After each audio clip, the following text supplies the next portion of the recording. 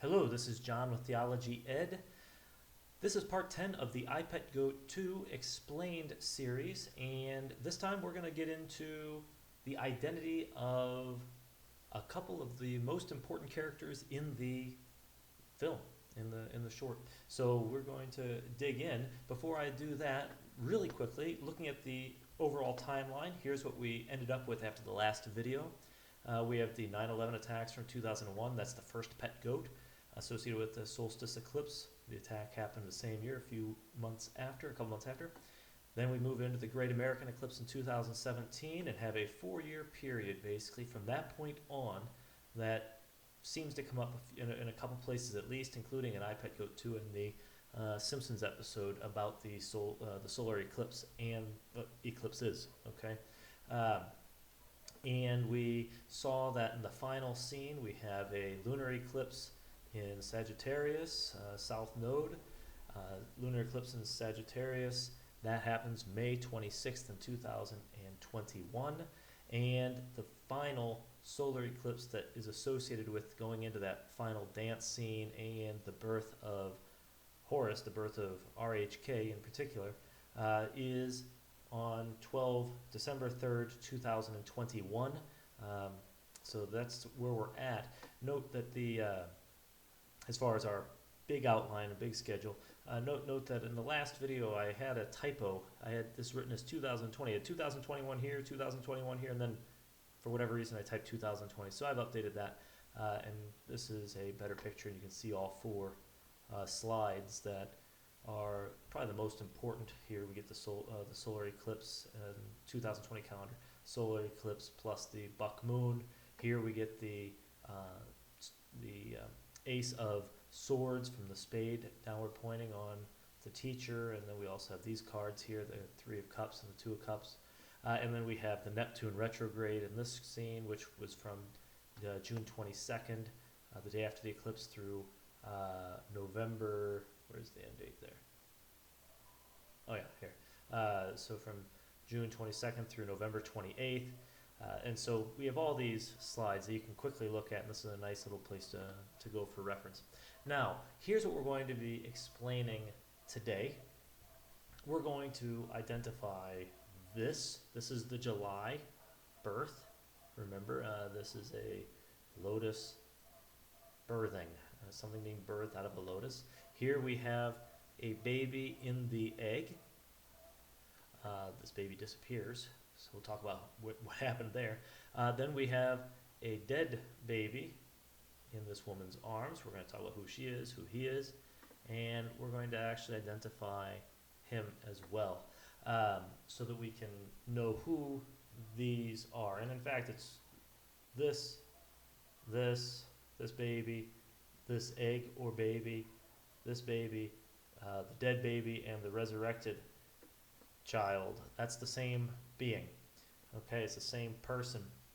And in fact, it's a god, and it is the other half of the composite deity Haruha, or whatever, I forget it, Rahu. I don't know their stupid names. But Hiruraha, I think, whatever, I don't know. But the other Horus. So you have Horus is divided into Rahorkut and Harpocrates. And so he's Harpocrates, and I'll show that. And I'm also going to get you the correct name of that guy, the composite. Oh man, it'll come up when we get to it. I'm not going to dig around for that right now because it's not that important. I'm sure they would be offended if they were like, hey, he's really important. But no, whatever. All these Egyptian names get a little complicated for me. Okay, so how do I know, and how can we know that this is Harpocrates? Okay, just a little bit about Harpocrates to start with. Harpocrates, by the way, is the Greek name of the deity.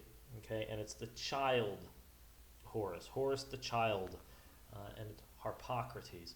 And his name in the Egyptian name was pronounced Harparkerid.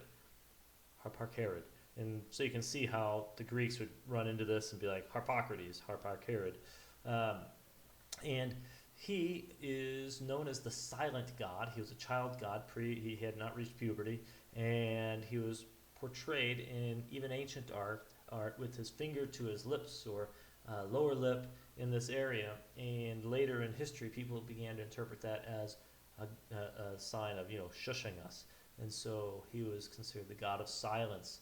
And notice also that Isis, when she had Harpocrates on her lap, Horus the child on her lap, was portrayed very similarly to what we see here.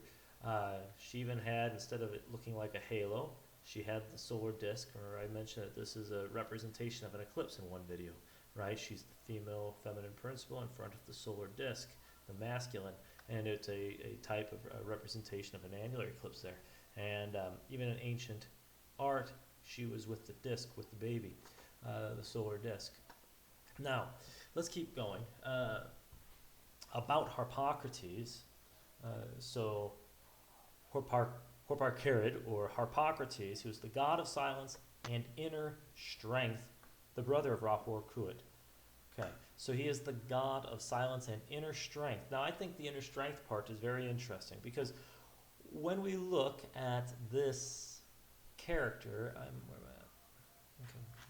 When we look at Egg Guy, okay, so this egg boy, Ludovic, I think is what they call him, Ludovic or Ludovic in the gallery, the Hierophant gallery.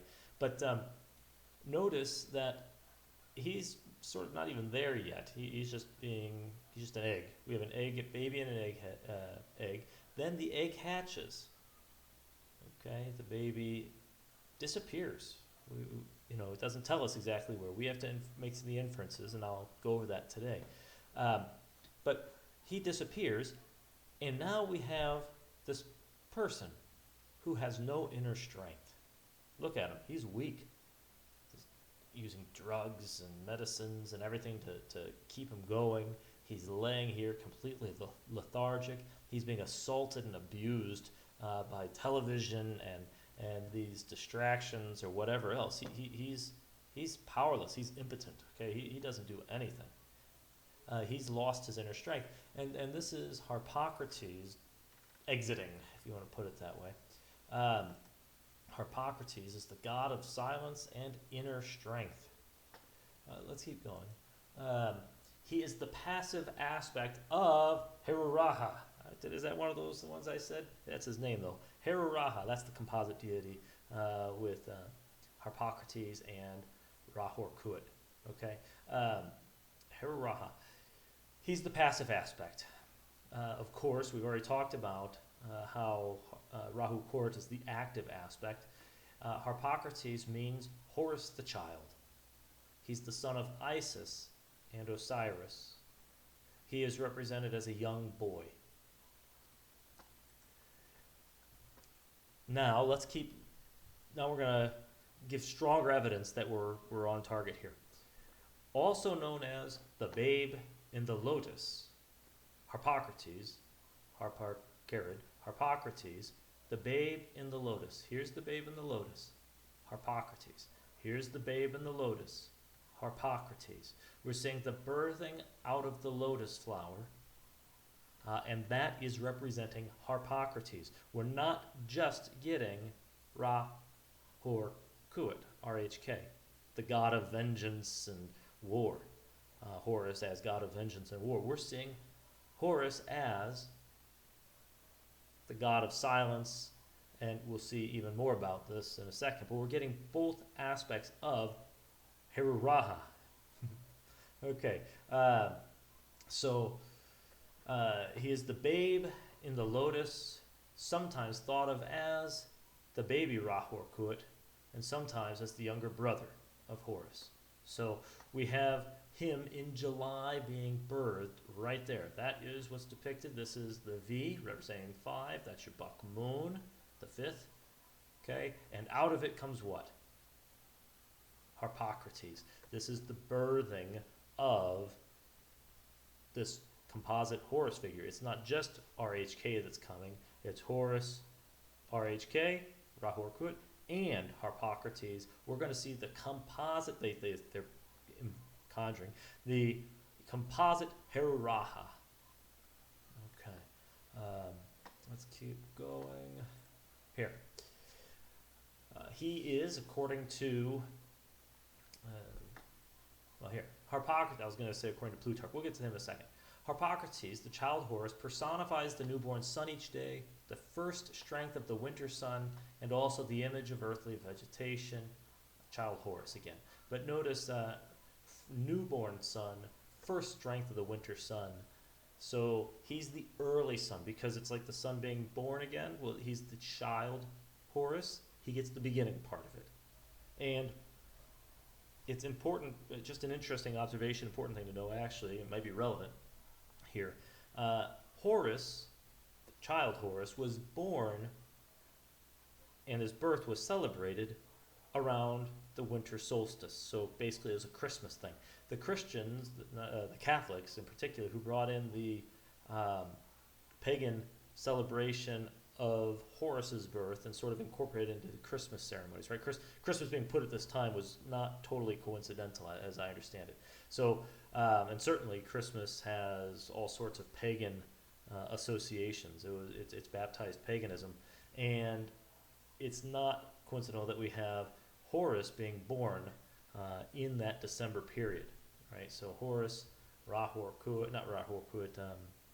Harpocrates, baby Horus, was brought into the world around the winter solstice because he is supposedly he personifies the newborn sun, or in these various ways, including after the solstice when the sun is the weakest in the winter, and then it starts to rise again and become stronger after that solstice. So the we'll continue. Okay, so Plutarch wrote that Harpocrates was the second son of Isis, and that he was born prematurely with lame legs. So he's born prematurely. Notice in this video, he's born very quickly. You see him starting, and then the next thing you know, the egg's cracked and hatched, and he's gone. And it causes all sorts of chaos. I'll show that in a second. But he's also the son of Isis. This is Isis. We'll continue with that. Remember the picture at the beginning of the art, ancient art, where we had Isis with Harpocrates in her lap. She was nursing Harpocrates, and she had the disc above her head. That was Isis. Here's Isis. Here's Harpocrates. And here is the statement that Isis is his mother. Horus the child became a special protector of children and their mothers. As he was healed of a poisonous snake bite by Re, he became a symbol of hope in the gods, looking after suffering humanity. Listen to this now. Modern occultists display his image, loosely connected now with Hermetic Gnosticism. Typically, Harpocrates is the babe in the egg of blue that sits upon the lotus flower in the Nile. Hear that again. This leaves no doubt about the identity of what we're looking at, who we're looking at. Harpocrates is the babe in the egg of blue. There he is. That's Harpocrates. There is no one else that can be. So we have Harpocrates identified alongside of RHK. RHK comes in. He's out there in the boat of Anubis, starting to burn things up and gonna take care of the vengeance and the war. And Harpocrates is here being developed, and he's getting killed, interestingly, and then resurrected later. But let's go ahead and look at the way the story unfolds so we can understand IPET Goat 2 better. So here is a little description of Harpocrates from the Thelemapedia, which is, the descriptions come from the perspective of Aleister Crowley and that religion, Thelema. The Egyptian god of silence, Horus the child, sounds familiar. Harpocrates, the babe in the egg of blue, is described as not only the god of silence, but as the higher self, the holy guardian angel. The connection is with the symbolism of the dwarf mythology and the serpent with the lion's head. The serpent with the lion's head. They didn't put a lion on it, they put a TV with a ferocious guy on his head in IPET Goat 2, right? He's associated with Harpocrates there, serpent with the Baphomet face, basically. I say that's not just speculation. Crowley makes brings this to bear. Harpocrates in Thelema is Baphomet. Okay, and he has two tarot cards that are associated with him. One is the Fool, because he's a young child and he's vulnerable to animal attacks, a crocodile or a tiger attacking him, and the card of the tiger's attacking him. And he is also associated with the Devil card, which has a picture of Baphomet. Okay, and Harpocrates has masculine and feminine sides. There's different descriptions of it. In fact, here, look. As 0, Harpocrates represents the feminine principle, the fertile mother. And then down here, another place. He also has a masculine principle. The point is, like Baphomet, he has both sides. Let me go and read this section. Fertile, for the egg of blue is the uterus, and in the macrocosm, the body of Nuit, and it contains the unborn babe, helpless yet protected and nourished against the crocodiles and tigers shown on the Fool card, just as the womb is sealed during gestation. He sits on a lotus, the yoni, which floats on the Nile, the amniotic fluid. Look, right? Here we are.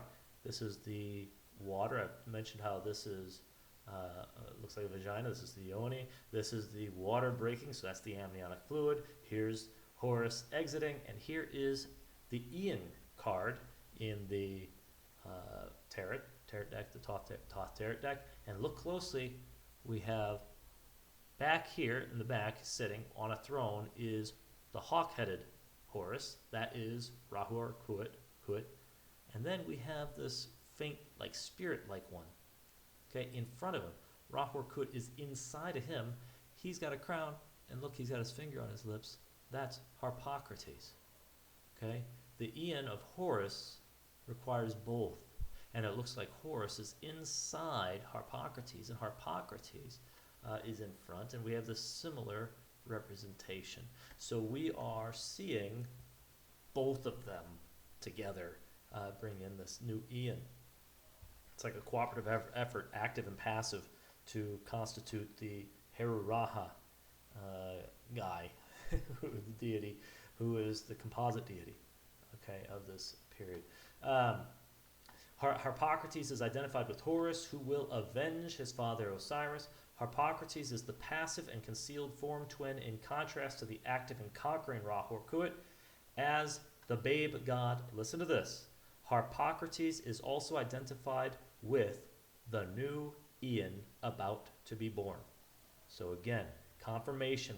This video is about the new Ian being born, the bringing of it in totality. It's the end of the age of Pisces and Christianity and Osiris and resurrection theology and the glorification of death and resurrection and these sorts of things. And it's the beginning of the age of Aquarius, the Ian of Horus, post-Christian world. And to have that happen, Harpocrates needs to take out the Christians and eliminate old world institutions, religions, beliefs, manners of life, culture, and so on. And so we need some big, devastating war and all of this, and Christians being killed and persecution and all of that to radically change the world. Okay, that's what we're watching here again, but we get the confirmation with this Harpocrates character throughout that they are talking about trying to bring in the new Ian, the Ian of Horus. Okay, that's what this is all about. In this, they describe this card as Harpocrates is hidden within him. Contrastly, the tarot card, the Ian, shows Harpocrates as being within a crowned Harpocrates. Okay, it's like you can't have one without the other. The one, in either direction. You can't have Harpocrates without RHK, and you can't have RHK without Harpocrates. Now,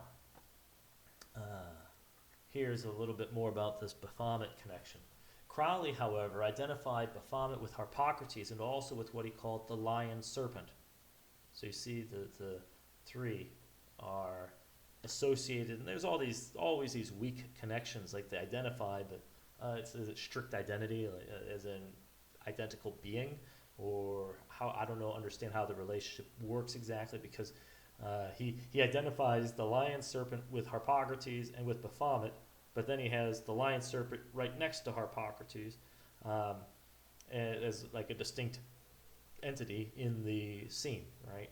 But so there's these strange unions. It's like they're it's like collectives that form a unity in some other sense, other than identity, strict like ontological identity. Now, Crowley identifies the lion serpent with one's secret self, which he also called the holy guardian angel. Crowley writes, "The devil does not exist. It is a false name invented by the Black Brothers to imply a unity in their ignorant muddle of dispersions. A devil who had unity would be a god. The devil is, historically, the god of any people that one personally dislikes. The serpent, Satan, is not the enemy of man." So he's saying Satan is not the enemy of man, but he who made gods of our race, knowing good and evil. He bade, "Know thyself," and taught initiation. He is the devil of the Book of Thoth, and his emblem is Baphomet, the androgyne, who is the hieroglyph of arcane perfection. He is therefore life and love, but moreover, his letter is Ayin, the eye. Okay, so Baphomet is here, the eye. He's being associated with the eye, okay? So that he is light, and his zodiac image is Capricornus, that leaping goat whose attribute is liberty. But the eye, now, we're going to look at this at the end. Remember, though, that the eye, when we have the eye of Horus on the face, on the forehead of RHK, you'll see the serpent, the lion serpent, appear in a scene right out of that eye, as though he is the eye, which is the eye being associated with Baphomet, and we get these connections. In fact, let me just show you that right now. So here, look, here's the sequence. We get the beginning. We have the eye being watched. There's the eye again. The eye watching over baby Harpocrates in the uterus or the egg. Now look here, we have RHK, but RHK, he has a little bitty flame at this point on his heart. It's just starting as he's coming. It's like the inner life of even RHK doesn't take off without Harpocrates. And as Harpocrates starts to form, you start to get a flicker of a flame. It even goes in and out in this little scene. Then it the camera pans up to the eye. Here's the eye of Horus, as the name of the symbol. And then look at where he comes in. Okay, this is the Baphomet character coming in through the eye. He's the eye here. Here's the eye. The eye of Horus is associated with the protection of Horus or Hiruraha or whatever their names are, right? Rahor Kut. It's protection in this case.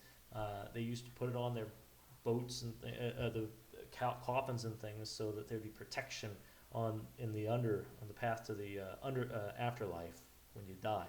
Okay, so here we have this Baphomet lion serpent, okay, serpent lion guy, coming out of the eye. He's the eye here. He's the watchful eye protecting Harpocrates. That's why he's so concerned here. He's protecting Harpocrates. He's not trying to devour Harpocrates. Okay, he's protecting him. The flame is starting to light as Harpocrates develops. We'll go up to the eye. Here he is, but now he's upset. Why? Where's Harpocrates? Harpocrates is gone. Okay, so we'll go back to that. Let's see. So we just did that. Now let's move to this scene, just to give further confirmation that this is in fact Harpocrates who has died here. This is a myth from ancient Egypt about the death of Horus the child. Isis, it's the death of Horus through the sting of a scorpion. Now you'll remember the scorpion at the very end of I, Pet Goat 2 in the clouds. As though it's not even real anymore. It's just up there, far away and not a threat. At one point it was. It was what stung and killed Horus. Okay? And there's a story about how Isis was seeking a place to stay and some lady refused them and said, "No, go away." And the scorpion goddess or somebody sent some scorpion in to kill that lady's kid, and the lady wept, and Isis used to cast a spell to raise the baby because she felt pity on the lady. And then her son was stung by a scorpion and died. That was Horus. And so that was devastating. She's weeping and lamenting this. And Thoth comes, and Thoth says, don't be afraid, nothing bad can happen. And he pointed out that Horus was under the protection of the dweller in the disk, the great dwarf, the mighty ram, the great hawk, and the holy beetle. See, we get the beetle up here on the head crawling around. This is what's protecting him, among other things. But this, they can't put all those things on him, I guess. They put the beetle on him to crawl around on there to make sure you know who this is. The hidden body, the divine, Bennu, and so on. Okay, and so after this, Horus rises because of the magic of Thoth. Now, but he says, but really it ends up being the magic of Isis. So she gets the credit for it, and then she goes around as in ancient Egypt as being, the goddess you call on to protect your kids and yourself from venomous bites and stings and whatever else that can kill you. And Thoth says, it is the words of power of his mother which have lifted up his face, and they shall enable him to journey wheresoever he pleaseth, and to put fear into the powers above. I myself hasten to obey them. Thus everything turned on the power of the spells of Isis, who made the sun to stand still and caused the dead to be raised. Okay. And so here she is, presumably going to get credit for this resurrection, doing some magic. She has some maybe potion or something in her hand. That's the idea. But of course, it's associated here with a nuclear explosion and whatever else. So we'll dig into all that hopefully as we keep going. Of course, there's a clear resemblance between the Catholic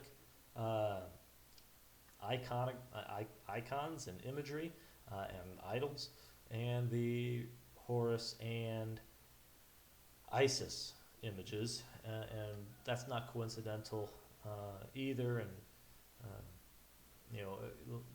Catholicism.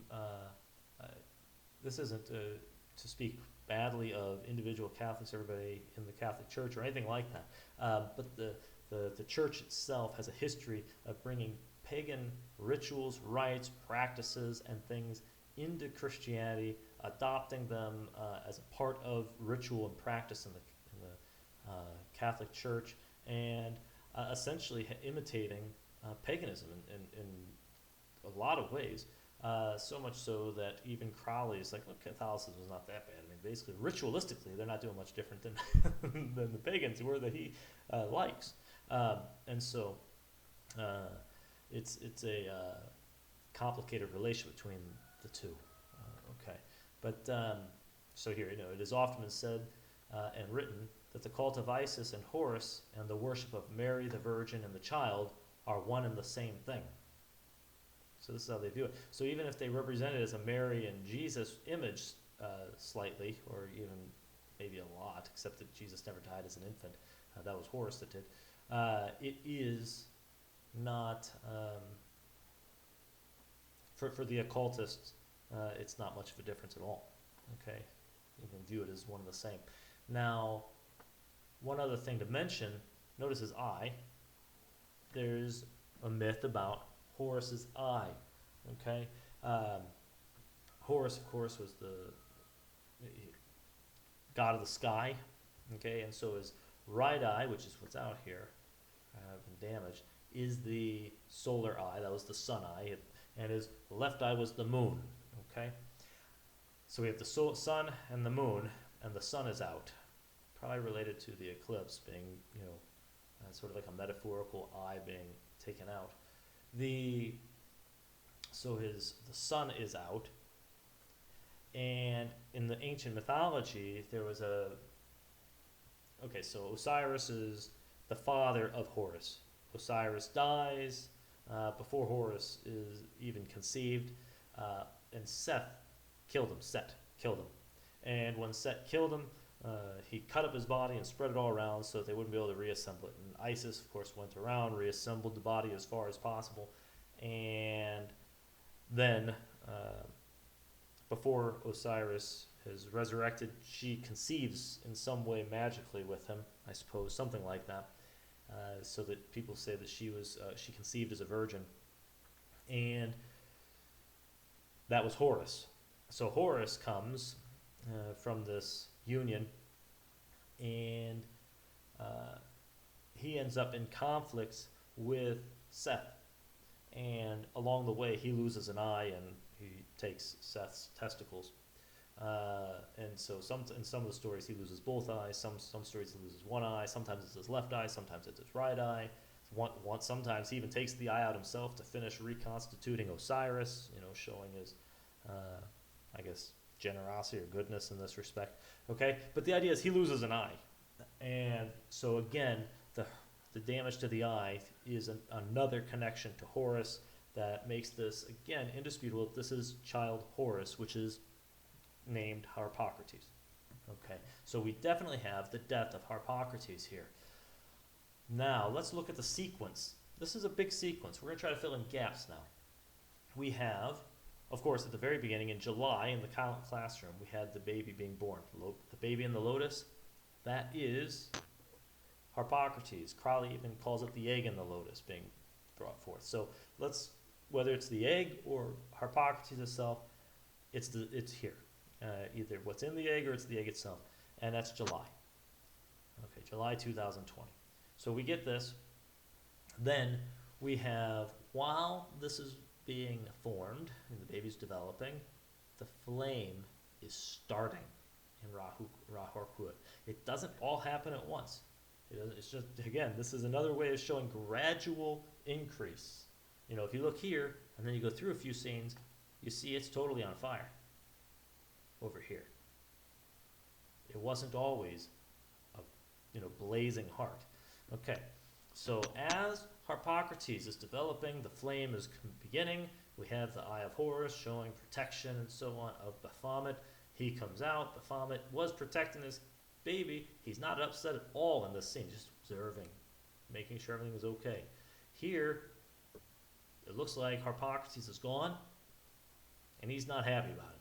And he's railing on this egg guy who has no inner strength. Harpocrates has left him. Harpocrates is not there. So whoever he is depends on his inner strength, and his strength depends on Harpocrates for his strength. Okay, and he doesn't have it right now. And now Baphomet, who protects Harpocrates, is furious. Of course, he's using drugs. He's watching television. In just a few seconds, he's going to see the war coverage and all that on his eyes. Okay, so we're seeing economically the stock market collapses and it's down, it plummets, and you have the war coverage. And then we go over here and we see an attack on this mosque. Okay, a Masonic-led attack. That was Compass and whatever bombers. Okay, and they fly over. They drop the bombs right on the mosque, presumably killing anything in there. Then we see war is on. There's the big war starting, and it starts where? Looks like in the Middle East, a mosque. Okay, so we have the active stage of war, the burning up of the dove of peace, or whatever this is represented here. If it's a dove or I don't know, something white, usually representing peace. It's being burned up. The heart is totally on fire. It didn't take that long to get there. And when this bombing happens and the peace is taken, we see our dancer with the sad face, very sad. And his dance is one of, it's a lamentation. Okay? And then immediately after that, we see that Harpocrates is dead. So, well, where did he die? Now, let's see. Did he die here? No, here? No. He died in this. In fact, when he resurrects later in the film, what does he resurrect out of? That. He resurrects out of the old mosque. Okay? So his death is in there. And people have observed, if you watch other people or hear other people, some people say the little Muslim boy. And they talk about him as the little Muslim boy. And so it's an interesting thing that Harpocrates is killed in a mosque, identified with a mosque, and resurrected out of a mosque. What could Harpocrates have to do with a mosque? And this is a very interesting thing. Here's what Crowley has to say. Okay, this is from Crowley's Magical Philosophical Commentaries, chapter 3. He talks about the hierarchy of the Egyptians, and he says it gives us Isis, Osiris, Horus. Now the pagan period is that of Isis, that's ancient past, a pastoral natural period of simple magic. Next, with Buddha, Christ, and others, there came in the equinox of Osiris. So that's the age of Osiris we were talking about. Christianity and other religions too, Buddha, but Christianity, especially with this resurrection stuff. When sorrow and death were the principal objects of man's thought, and his magical formula is that of sacrifice. Crowley is totally against sacrifice. He hates sacrifice. He doesn't want to give up anything. He says that sucks. Why would you want to be a person who does sacrificing? You don't need to sacrifice anything. You get what you want. Do what thou wilt. Okay? And then he says, now, listen, with Muhammad, perhaps as its forerunner, comes in the equinox of Horus. It's interesting that he did not include Islam, even though Islam arose during the age of Pisces, during the Aeon of Osiris. He does not view it as of the age of Osiris. He views it as perhaps a forerunner of the age of Horus. How? Islam is and has been a persecutor of Christians. It's very hostile to Christianity historically. Not that every individual Muslim is. I'm not a fan of categorizing whole groups of people categorically. So if I ever make a comment that sounds like a generalization, realize I include all sorts of exceptions. But as a whole, if you were to put a Christian down in any country in the world randomly, he's in greater danger in Muslim countries historically than in many other ones. Of course, Catholic countries historically also persecuted Protestant Christians very severely. And we'll talk about that in other videos probably. But Islam was and is sort of anti-Osiris era worship and religion. It was a persecutor of them. And so Muhammad perhaps could be viewed as a forerunner of the age of Osiris, one that gets rid of this sort of death and resurrection motif. Okay? Now, so when they kill, if they were to go and attack Islam, and if there was a devastating blow against Islam, that is, in a sense, a strike against the age of Horus, the Aeon of Horus that's coming. If Muhammad perhaps is a forerunner and Islam is a forerunner of the age of Horus, then bombing Islam is like a setback. It looks like it. It's like the death of Harpocrates. You got the baby just starting to develop and you kill it. What good was that? Okay, so what's going on in this scene, as I understand it, is this. We have Baphomet protecting Harpocrates as he's developing. The flame in the heart of RHK is developing along with this development of Harpocrates. Baphomet gets furious when Harpocrates is born but disappears in some way. He's lost, I guess. I mean, I'm guessing that. Some of this is inference, just best guess is speculation. But he's gone, and when he's gone, we have an angry Baphomet character here. He's furious, okay? And he's assaulting psychologically a spiritless, weak human who is suffering. Now, the gallery, Hierophant Gallery, says that he is the one who handles false flag attacks and deceptions and wars, all sorts of things, okay? And he controls currency. So the things that happen here, these wars and everything that start to come, are all planned. And they're done by him, presumably out of this fury, I don't know. But what ends up happening is you have this attack on the mosque, and it's in this attack, I think, it has to be. I mean, where else in this scene are we going to get the death of Harpocrates, the little Muslim boy that comes back out of the mosque? Okay, this kills Harpocrates. We're seeing the death of that little bit of a harbinger or whatever was coming before the age of Osiris to prepare the way for it. It's like their little bit of hope we've just had a huge setback if you're on their side, because it looks like killing the Muslims is actually killing something that will help you overcome the age of Osiris and eliminate the Christians. And so they weep. Peace is gone. Now you're going to have huge war. And peace is gone. And the side that loses in this stuff is going to be the Muslims. And there's whatever the slaughter is over there is a cause for grief to the people who are hoping for Harpocrates and RHK and the Hiruraha or whatever to take over and have the Age of Horus. And then you arrive and you find that, yes, indeed, he's dead. So that's the sequence here so far. Later we're going to see that, and of course, in this scene, we know it, we looked at it yesterday, or the last video, we see the resurrection of this boy. That doesn't mean that Islam makes a big comeback. As far as I can tell, there is no bright future for certainly Christianity, at least I'm talking in Crowley's mind. And I don't think that they have a big place for any of these religions that are alternatives to the Lemma and basically just their dark approach to everything. As far as I know, Islam doesn't have a place, but maybe it does. But certainly they have this resurrection out of the mosque of Harpocrates. So whatever it is, the destruction of Islam, that war, that conflict that leads to the destruction of Islam, but certainly, as we know from this video, involves the destruction of Christian institutions, persecution of Christians, mark of the beast type stuff. All that leads to the actual Age of Horus, the Aeon of Horus.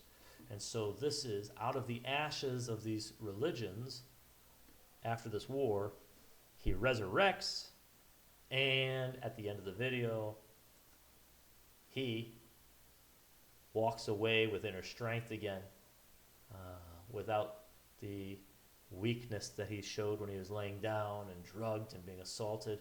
The Baphomet character left as though there was nothing left to do to him. And I don't think it's coincidental that the way his shell broke, he's left with what looks like, it can be counted as 10 horns depending on what counts as a horn. So we have these, what looks like horns, and Crowley talks about the beast.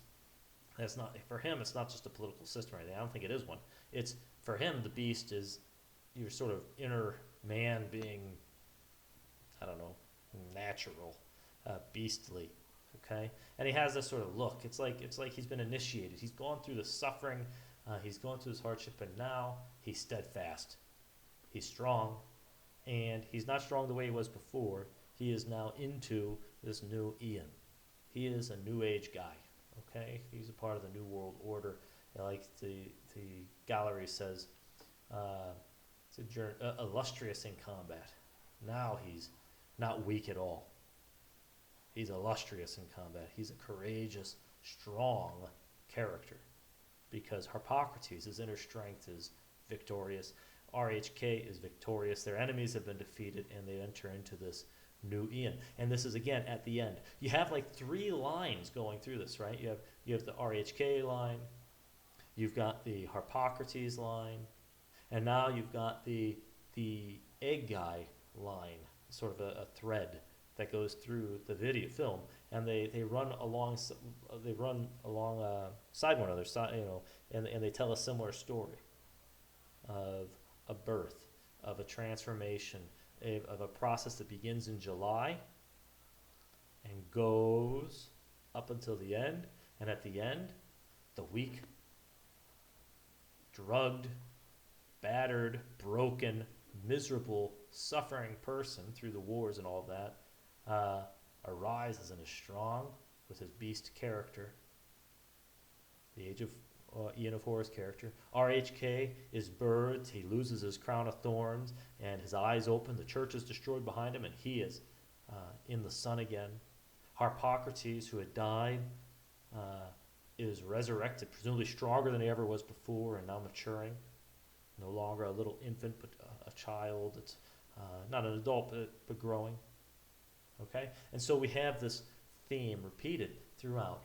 And that is what's going on in I, Pet Goat 2 to this point. So like, subscribe, do all that stuff, and best to you. Take care.